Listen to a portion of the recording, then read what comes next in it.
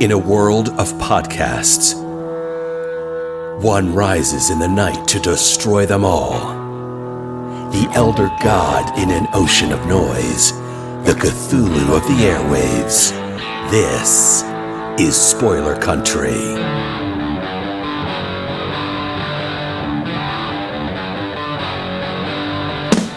Welcome back, everybody. I hope Spoiler Country. I'm John. I am joined today by a longtime friend of mine in the comic world, George Gant. I met him virtually a long time ago. I think back in 2008 is when I first messaged you, or however we met. It's been a while. How you doing, man? Man, I'm doing good, man. Finally, it's been so long. I think this is the first time we've actually spoken face to face. I think so, yeah. It's been all like 13, 14 years. Yeah.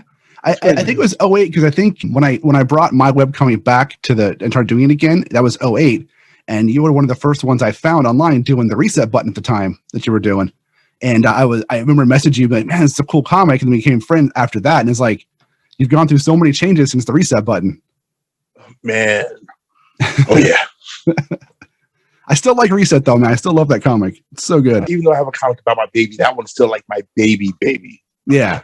And I still try to work on it in some way, shape, or form, even though I'm doing other things. It's like the project that never dies, right? Pretty much. Yeah. I know that. I still find myself wanting to work on my old YTCL sometimes, going, no, I need to move on. That's behind me. I can't do that anymore. It's hard. It's difficult. It's very difficult. It is hard, man. But what I want to talk about first, besides all that stuff, is Beware of Toddler. This came out after you had your daughter, and it kind of was like a runaway success for you. Yeah, it's funny because this year makes like 15 years of me just doing webcomics. And Beware of Toddler is like the first thing that really got an audience, like a solid audience. And it hasn't even been 2 years yet. Yeah. Like it'll be 2 years like next month. Yeah. It hits that perfect, like, people who are dads, who are geeks, who like comics, and it's funny, you know? So it hits like that right niche of people who are like, I think right now it's whereas I like the reset button, it was really nerdy. It was a really nerdy comic. Oh, yeah. And this one, yeah. I think Beware of Toddler doesn't require you to be a nerd it doesn't require you to be a nerd to enjoy. You can enjoy it just if you have kids, or if you don't have kids. It's quality content. Yeah, it's funny you mentioned that. That's like one of the things that a lot of people have come to me and said that I don't have kids yet, but I love your comic. Yeah. Or it's like, this is teaching me of what I should expect when I have kids, or this is telling me I don't want to have kids. And it's always one of those three things. And I'm like, thanks. I'm not saying don't have children. I'm just saying that toddlers do crazy things. That's all. They do. Kids will change your life for sure. Oh, yes, they will. So it's, man, I got to tell you, there's so many of your Beware of Toddler strips I look at, and I'm like, man, I should have drawn a comic about my kids. Because, I have 5 kids, and my eldest just turned 18. And it's like, I feel like how much of your comic like comes from, real life? Oh man, in the beginning, it was like the first few comics, I didn't like really write a punchline to. I just played it out as it actually happened. And yeah, a lot of it is just based off of things that actually happened.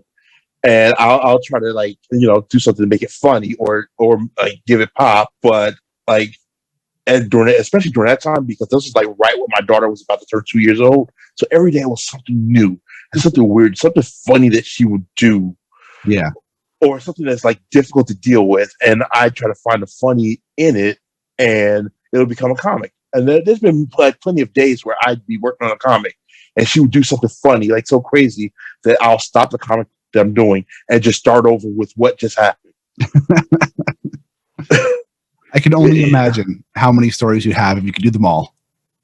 Yeah, it's crazy, and that's one thing I like about it is because I've been doing this for a couple of years now. Like I think we've got like 158. I'm working on comic number 158 right now, and I can still just come up with new ideas like that because there's just so much that they do. It's so crazy that it's hard for me to run out of ideas, even though my daughter is almost 4. Like, yeah, she's past that toddler phase. Right, but memories and ideas are just never ending. Exactly. Nice.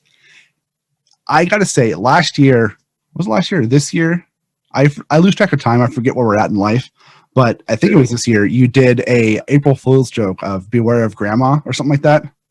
Yeah, that was last month. That last month? Oh my god, it was so long ago. Wait! Did I do that one? That was last month because last year. That was last. Oh my god, it's May. Yeah. Last year I did the fake Netflix announcement. Yeah.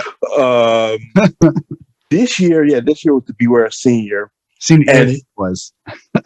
So many people thought that was real. I wish it was real. Right. That's the other thing. Like, so many people actually wanted me to make it. And I'm thinking, like, I don't know enough about seniors to make this comic. Maybe in the future when you're older, there's your new comic. Yeah, when I'm older, yeah, that's the thing I can do. People ask for Beware a Senior. People ask for Beware a Teenager.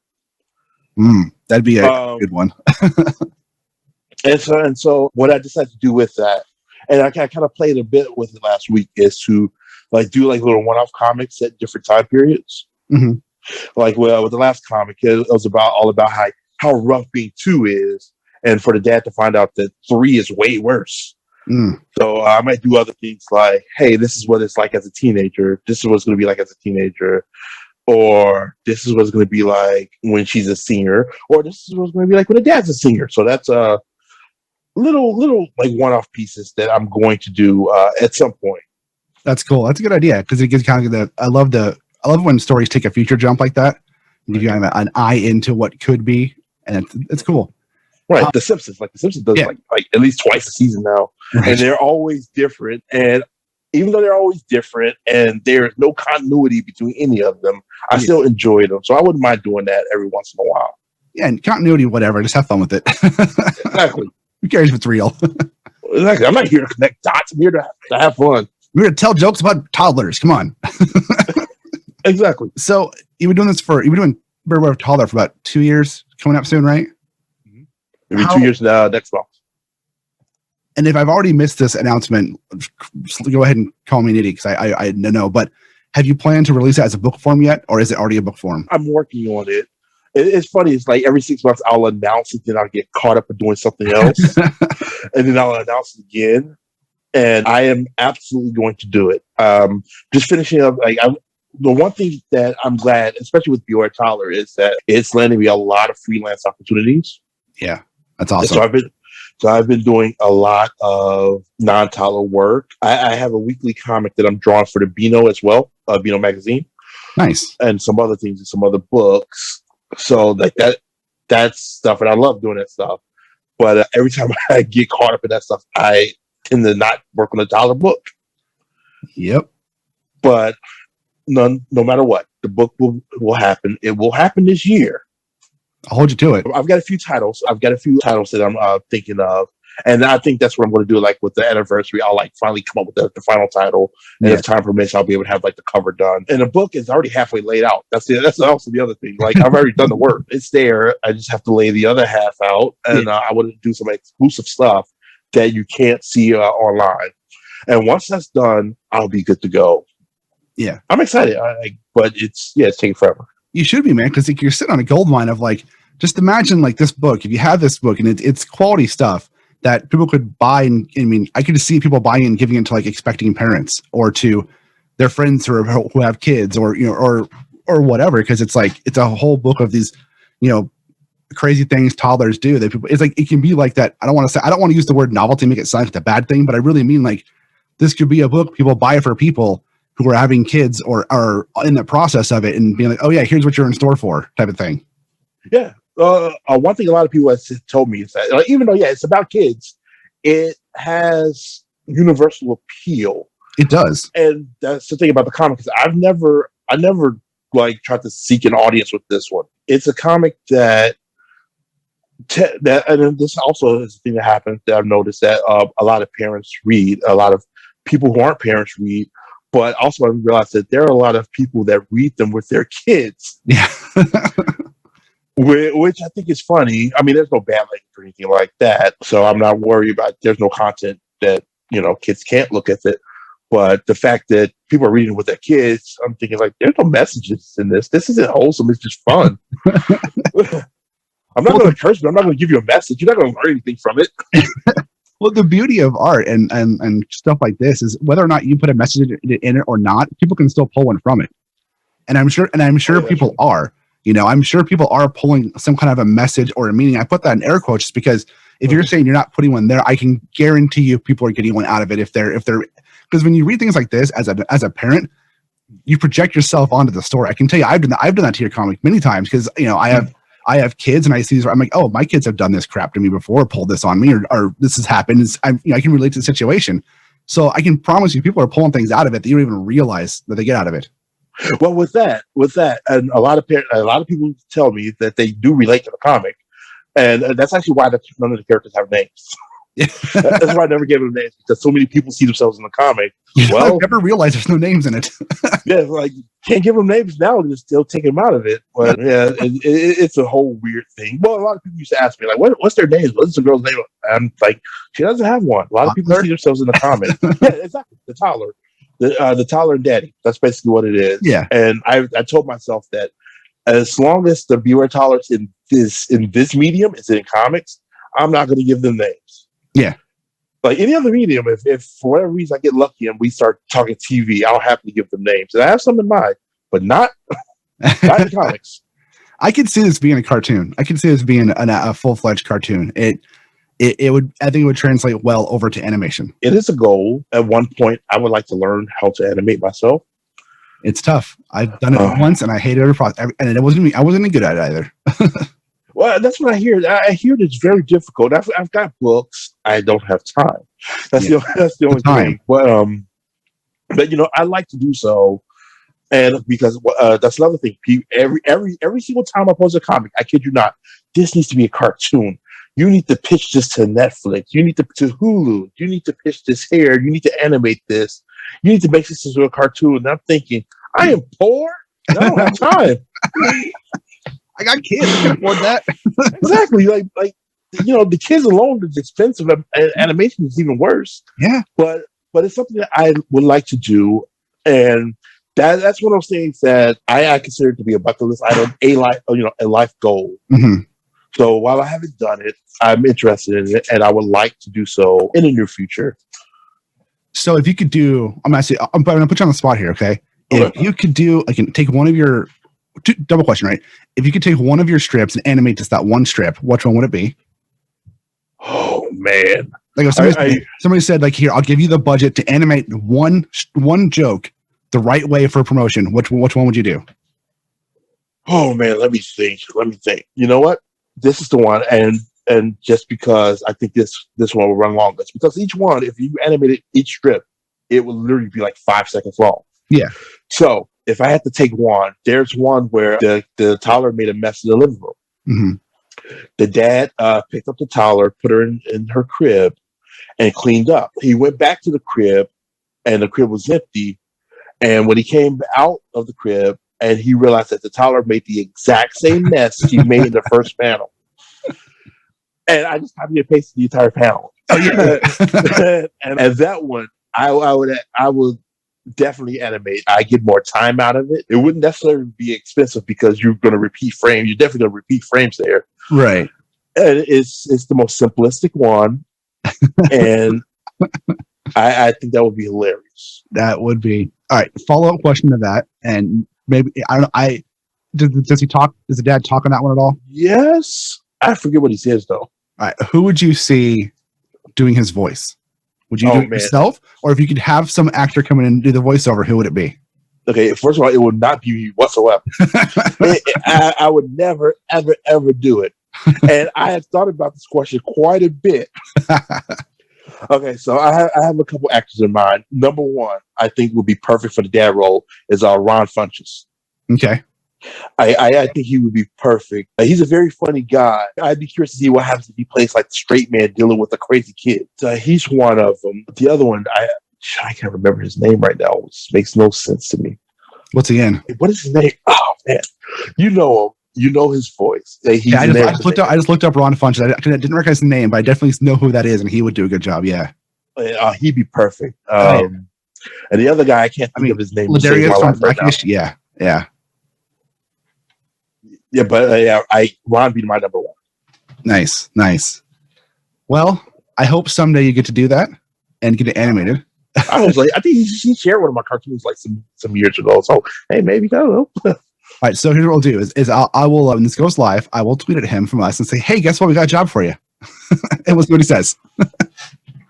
Well, you pay an exposure, right? If you pay an exposure, that's all we can afford. You will tell him that, and he will block me instantly. I'll tell him we'll pay you in something else. We'll send you like diapers for your toddler if you have one. I don't know. No, I think he'd be great, and I thought about this for the toddler as well. It'll never happen, right? But I would not want anyone other than Cree Summer at this moment. Oh yeah, yeah. I would. I think Cree Summer would be perfect. Like, well, she's played everybody at this point. let her make toddler noises. She'll do it. That or an actual child. An actual child would be hard, but it'd work. But no, Cree could do it. Definitely do it. I really hope you get to animate this at some point, because every time I read one, I'm like, man, this needs to be like a little short cartoon, like a little Cyanide and Happiness like kid cartoon. Little short clips would be perfect. But yeah, I would love to. It's on my to-do list. I swear it's on my to-do list. I've got books. I'm sure I've got software, because I buy software like crazy. Right, me too. So I need time. Yeah, that's pretty much what it comes down to. So what you need is a time machine or an ability to stop time and get this done and have it come out before your kids in high school and college. Exactly. Man, I tried to animate my comic years and years ago. I bought the program and tried, and it just did not work. I tried to animate. I got a copy of Flash and was trying to animate my comic strip into a cartoon, and I got I think I got a grand total of maybe 6 seconds animated, and that 6 seconds took me like 4 months. Oh, it was so bad. And one, I didn't know what I was doing. I was watching. This is also like 2009 era, right? So I'm watching YouTube videos trying to figure stuff out, and it was weird. At the I feel like if I did it now, I could do it a lot better, right? If I had the time for it. But at the time, the concepts of how to animate just was not clicking in my brain. The concepts of keyframes and motion and stuff I had to look up everything back then. And I got about 5 or 6 seconds animated, and I was like, I cannot do this. And I scrapped that whole project, and I went back to just making my silly comics. Right. Yeah, that's pretty much what I'm going to do. I'm just going to look up YouTube, figure out how to do what. YouTube great, man. I just know how to edit video for our YouTube channel in DaVinci, in the program called DaVinci, which is a free software, which is a great for editing video. And I downloaded it and was able to edit a video and make it look pretty good in about 2 hours. Yeah. And I learned a lot of the tricks really quick, and it was super easy to learn. The videos on YouTube were watch a 5-minute video. I was like, oh, how do I do a transition that looks like this? Oh, that's how I do it. Cool. And how do I do scrolling text? Oh, cool. Now I know how to do that. And then just videos, there's tons of short videos just learn how to do stuff on it. It's like, oh, this is so easy. Why did I push this off for so long? That's how it is. I that's pretty much how I learned how to fix things in this house. It's YouTube. Same. I fixed a washing machine. I replaced some light fixtures, some light switches. That's pretty much how I'm going to learn everything from here on out. Yeah, you're a pro. No, I have YouTube. YouTube is helpful. I learned how to I'm a huge nerd. I'm not outside of comics and pop culture stuff. I'm a computer nerd. I'm a software engineer by trade at my day job, and so I have servers and all this computer stuff here. I've got 5 rack mount servers in my garage. I run VMs off of them and stuff like that. So when I got them about a year ago, I didn't know how to do any of that kind of stuff. I didn't know how to run servers. I just YouTubed everything and got Proxmox set up, got a VPN set up on my servers.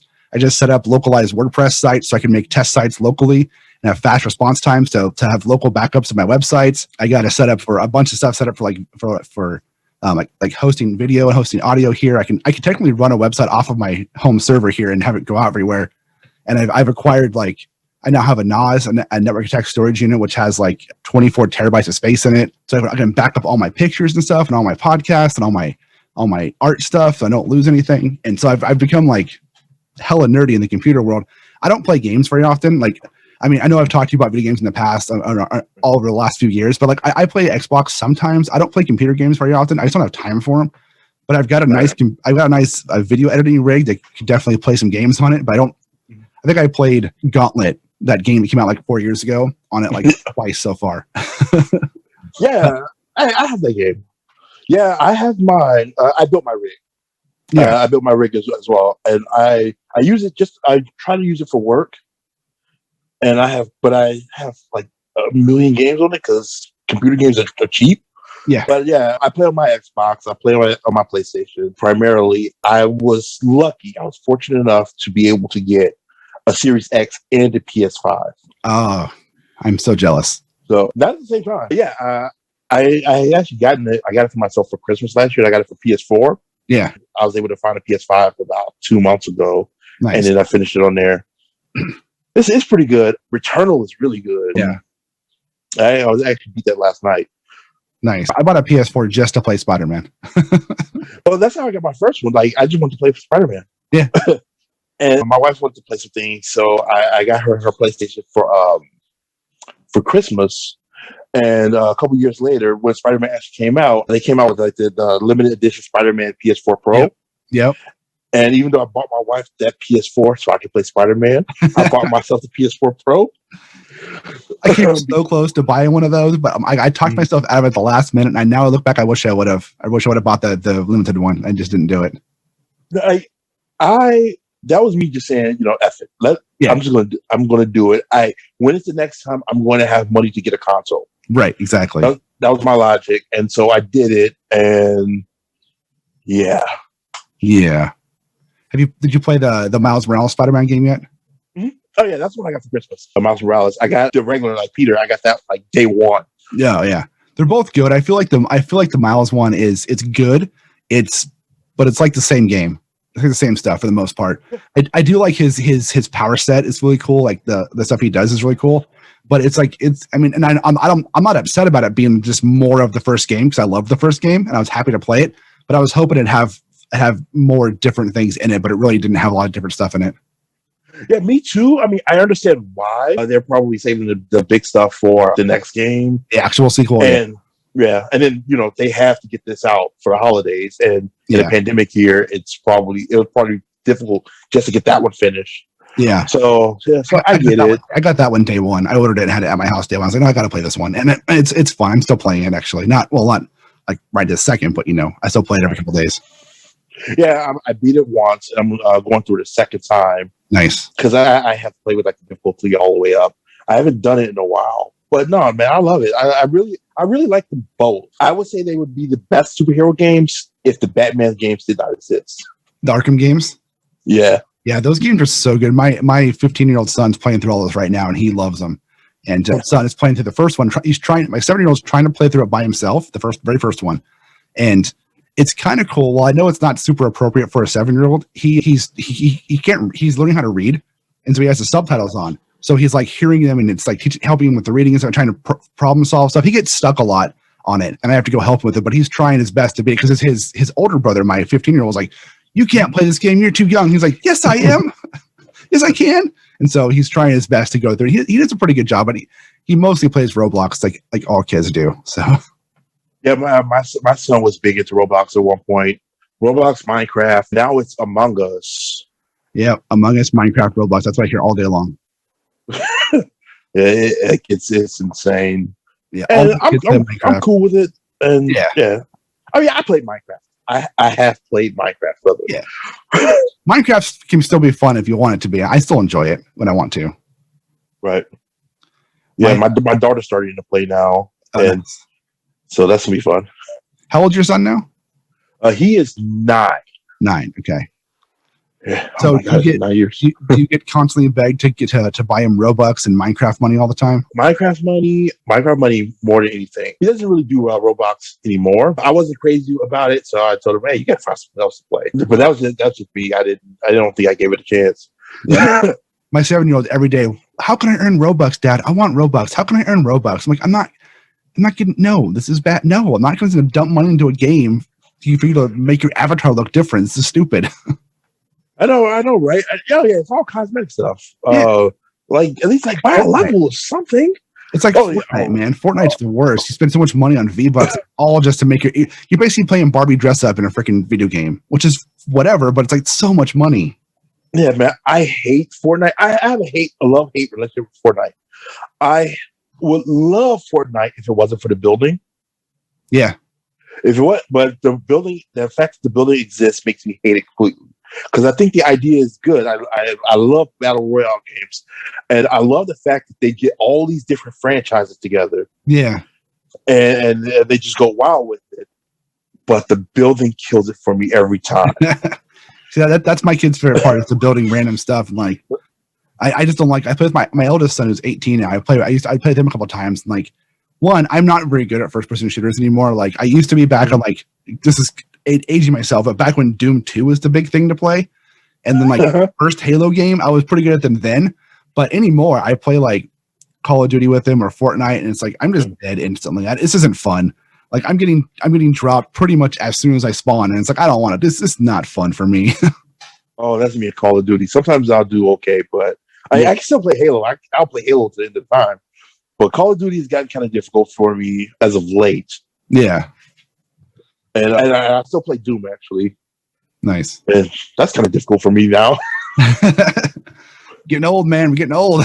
I know it hurts. I'm going to be 40 next year, so I'm not looking forward to that. Man, I just turned 38. So I get it. I'm right there. You're right behind me. Soon you'll be 42, man. Exactly. But 40s, I feel like 40's not as bad as it used to feel. Well, probably because I'm getting closer to 3. Nah, 40's not that old. I'm just not that big of a deal. It's not bad at all. Like it was funny. Like I was just talking to someone a couple of days ago about. I think they said something about Popeye being old, consider his age, like his canon age. And I'm sitting there thinking, man, there were dudes in the 50s and 60s that were like in their 20s and looked older than us. Yeah, yeah. I feel like I look. Besides my gray hair, I don't look that old, but I have gray hair everywhere I look. So. Exactly. So, one last thing before I let you go today, George. I have this still. Yes. Yes. You can't see it's a print that I bought off George. I don't know how many years ago. It's a recreation of Hulk 181 with Donkey Kong and Pac-Man. I think like 6-7 years, right? Yeah, it's been a while. And this hangs on my wife's wall because she stole it from me because she's a huge Donkey Kong fan. I remember that. Yeah, I brought it home. It showed up. I was so excited because I liked it because it's a funny concept. And I took it out of the frame and she goes, "Yeah, that's mine." And I was like, "Okay." And it's been in her office and her stuff because Donkey Kong is like her game. Like if she's going to play a game, it's going to be Donkey Kong no matter what. That and Mario Kart. But yeah, so she took that. I had to go what I had to go grab before you started was that out of her office to I could pull it up real quick. Now make sure that now, I know it's only been 7 years, but now you just keep it. Hide it and keep it. Right, right. No, she'll come take it back. Trust me. She will come take it back for sure. Well, George, I appreciate you coming on the show today. Before we go, why don't you go ahead and drop every place people can find you online? Thank you. Thank you for having me. And yeah, anytime you want to have me on, just let me know. I'll be around. Yeah. You can follow me at Gant Art on like Facebook, Twitter, Instagram, or you can, if you just want to check out Beware Toddler stuff, you can follow Beware of Toddler, same things, Facebook, Instagram, Twitter. You can go to the website at bewareoftoddler.com, or if you're a Webtoons person, Beware Toddler is there as well. Nice. We just got like 6,000 subs, so I'm like excited. That's awesome. That's a good number of subs. Thank you. Well, man, again, you're welcome back anytime. If you want to come on and chat about something, you want to talk about the game, let me know. I'm happy to come on. I will definitely bring you back on for more stuff because I enjoy talking to you. We've been friends online since, for 15, however long it's been, for a long time. So, yeah, before, well, how long has Twitter been around? Right? Exactly. Whenever Twitter started, it was around that time. Right. It's so long ago. It was MySpace. Oh, it was MySpace because it was pre-Facebook. Yeah. Yeah, it was the MySpace days. Oh, man. Now I feel old. So thank you for that. Hey. All right, guys, go check out George stuff. Beware of Toddler. Check it out. You will not be disappointed. I promise you. And George, thank you so much. Oh, man, thank you for having me. Spaghetti. And we're back. That's right. We are back. Back in the saddle again. Well, I hope you guys really, really enjoyed that as much as we did making it for you. And if you liked what you heard and you want to hear more, you got to go check out spoilerverse.com, because at spoilerverse.com, we have a plethora, amazing directors and artists of all walks of life, and editors and writers, and oh my God, are you a lover of comic books like we are? Then there's so many amazing people from the comic book world over at spoilerverse.com, and I highly implore you to go there and check it out. Yeah, and while you're there, you can check out all the other podcasts on our network, like Bridges and Geekdoms and Funny Book Forensics and Haphazard Adventures and Nerds from the Crypt and so many more. Misery we put out Point episodes Radio. all the time. Go check all of them out, and check out all of the reviews and previews and articles we have going up every single day for you, every day on spoilerverse.com for you to check out and to read and to love and to like and to comment. We have a store link. If you want to help support the site, you can do it two ways. One, go to our Patreon, which is patreon.com/spoilercountry, or go to our store link in the middle of the site there and get a t-shirt, a face mask, a hoodie, something, look fly as hell, and help support the site when you do that, because we get $1 or $2. And, maybe you want to talk to us. If you do, you can do it obviously on all the socials, but if you go to scpod.us/discord, you can join our public Discord server and come chat with us all day long. I couldn't say it better myself, dude. There you go. You just mouthed out a ton of information at once, and really, I hope you guys enjoy what you're hearing, because we're working our butts off to bring it to you. We are. I guess there's only one left thing. Yeah, I'm gonna go with it. There's only one thing left to do. What's that? In an oceans of podcasts, we are Cthulhu. As Cthulhu compels you to open the mind and read more. Spaghetti.